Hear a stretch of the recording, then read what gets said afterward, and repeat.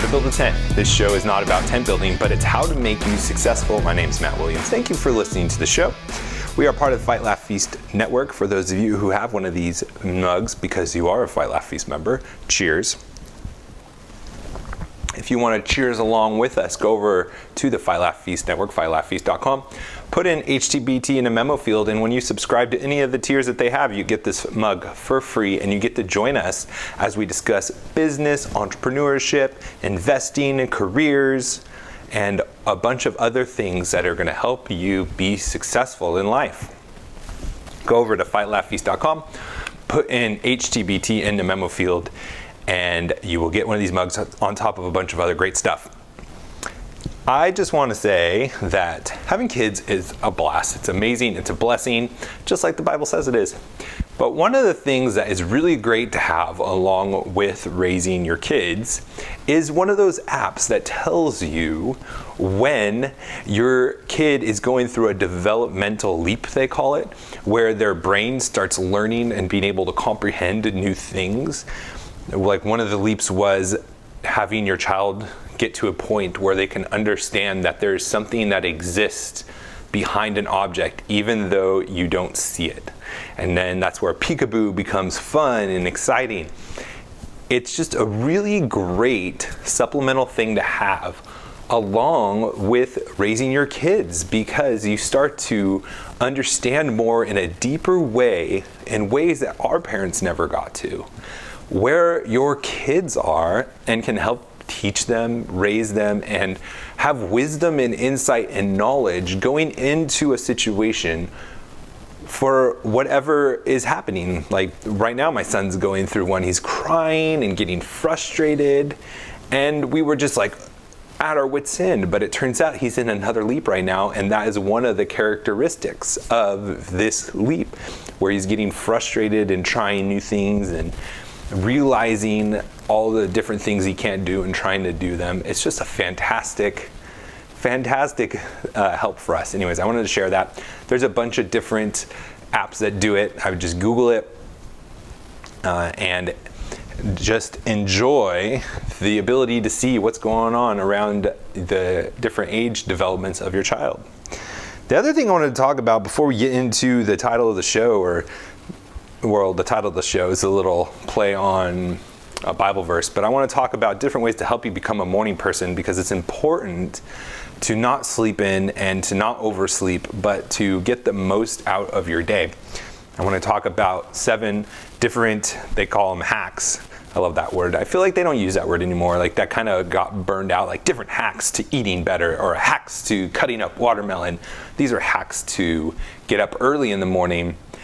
And I just think a lot of these are great things to do if you are having a problem with getting up, or if you're trying to get up earlier for whatever reason. There's some great tips in there. Before we do that though, I wanted to show you this video real quick. If you take a look at it. Now you're like, oh, so who cares? And you're like, whoa, that's zooming in. What kind of camera is that? And the answer is, it's a new cell phone camera, which is absolutely amazing. And it's from a company, Huawei, who you may have heard of in the news, is not allowed to sell products here because the Chinese government uses those products to spy. It's actually a very fascinating case study, or something to study. I guess I don't know if it's a case study per se, but it's something interesting to think about. Before, all these different spies from different countries would have gadgets exclusively for their spies. What China has decided to do is to harness big data and to give spy equipment to everybody who will buy them, and just collect that big data and monitor everybody who has all the products. So instead of giving it to a select few people to go, I mean they do that too, to go spy on things, now they have these technology like this zoomed in camera.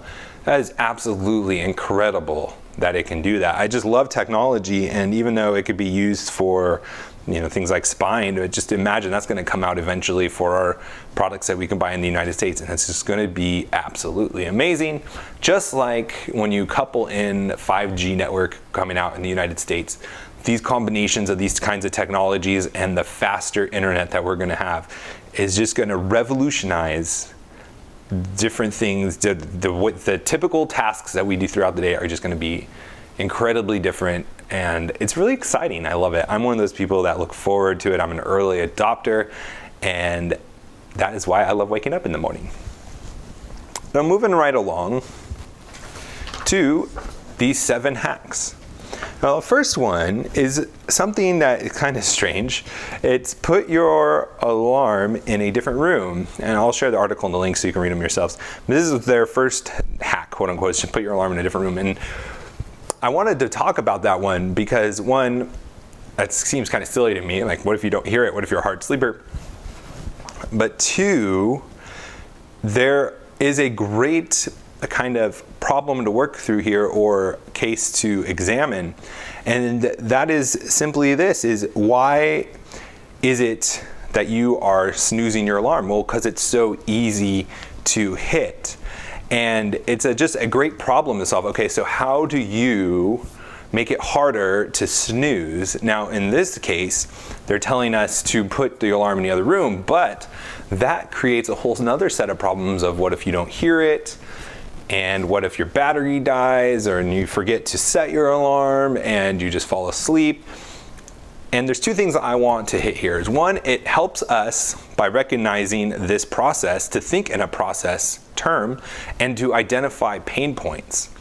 And that is helpful when you are looking to start a business, when you're looking to figure out why a product that you maybe manage, or your product manager of something of a company, where it's something isn't working, is to think in a linear process mode.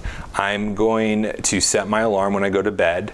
I'm going to fall asleep, and the alarm is going to go off, and I'm going to wake up, or I'm going to hit snooze and sleep longer and put the covers back over my head. And thinking like that, and then identifying the behavior you want to change, and then thinking, okay, so I don't want to hit the snooze anymore. What are ways that I cannot hit the snooze anymore? Their recommendation: put it out of reach. Go into another room with your alarm.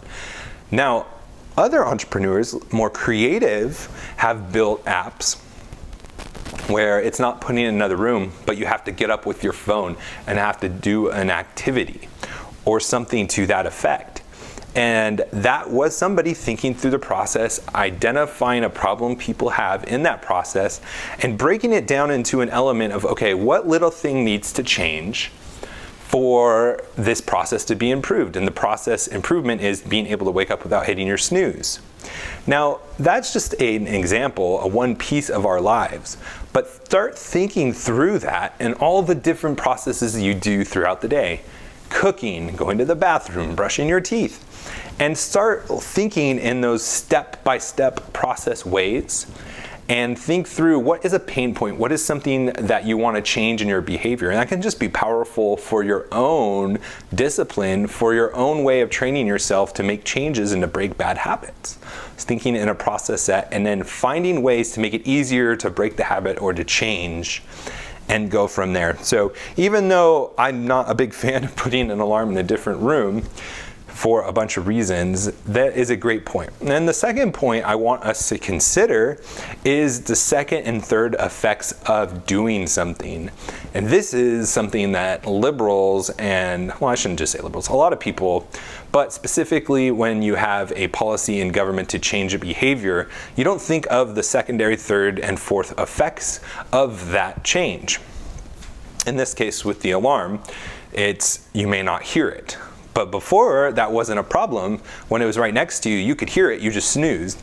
And when you move it out of the room, you close the door on accident, you forgot your alarm's out there, your battery runs out of juice because it's not plugged in right next to you where your charger is.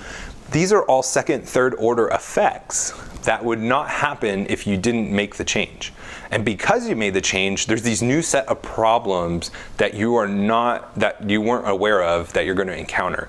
And this is really true in almost everything you do in life, especially when you are at a big company and trying to change processes and workflows, because there's certain reasons, certain things have been done a certain way, and even if it outweighs the negatives, changing things are going to still bring along negatives.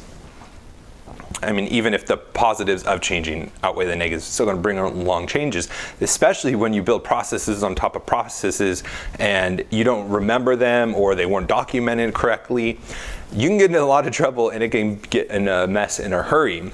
So going into a project, going into a process to improve it, just understanding that there are going to be things that you're not going to think of, second and third order effects, that are going to happen that you're going to have to account for with time, with money, and with frustration and patience that you might not have expected. And if you can just do that going into it and have, especially if you're leading a team, and have them prepared for it and not get frustrated by it, that is going to serve you well. You're going to be more successful and you're not going to feel like a failure, because that could be like hitting you like a ton of bricks. Like, oh my gosh, this is so much more difficult than I thought. This is going to take longer than I planned. This is going to cost more than I thought. But if you account for those things and you can just realize, yeah, this is just part of life, this is what happens, you're going to be in a better spot. The second morning hack is immediately drink 2 glasses of water. Now, this is great on a number of levels. 1, it helps you wake up. 2, it gets you hydrated, and it goes into talking about how sleeping without drinking any water for hopefully 8 hours really gets you exhausted, especially if you sleep with your mouth open like I do and have the fan going, because I sleep really hot and I have to have like the air conditioned, the vents, the fans all triangulated to create the perfect ice storm so that I don't get too hot at night. I get really dried out from that. And drinking water really helps get your just system going. And another thing it does is it helps with your digestive system. I do intermittent fasting, which means I start my clock where I only eat for 9 hours throughout the day. And whenever I start eating anything or drinking anything besides water, that's what starts the clock. And then I have 9 hours to eat. There's a whole bunch of science about how your body only creates the chemicals in your body for that amount of time, and then it starts storing things in inefficient ways, like in fat. You don't have as much energy, all that stuff. But anyways, water is a great resource. It's actually, you need it to live, it turns out. But helping you wake up and starting your digestive system and just getting your body kickstart for the day is a really great thing to do. So just try it.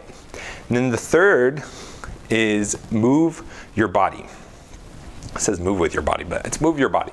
Get up, do something. Do like 10 push-ups. Like, don't need to go like do a 10 or 1 hour workout where you're doing 10 sets of 10 push-ups, but maybe do some stretching. Maybe do push-ups. Maybe do some crunches, or maybe just walk downstairs and just get out of the room. And getting your blood flowing, getting yourself up out of bed is half the battle, pretty much, basically. If you're in bed still, you're gonna fall asleep. Have you ever tried like, okay, I'm gonna get up early and pray, and then you're like, I'm just gonna stay in bed and pray, and then you get, dear God, thank you, and you fall back asleep.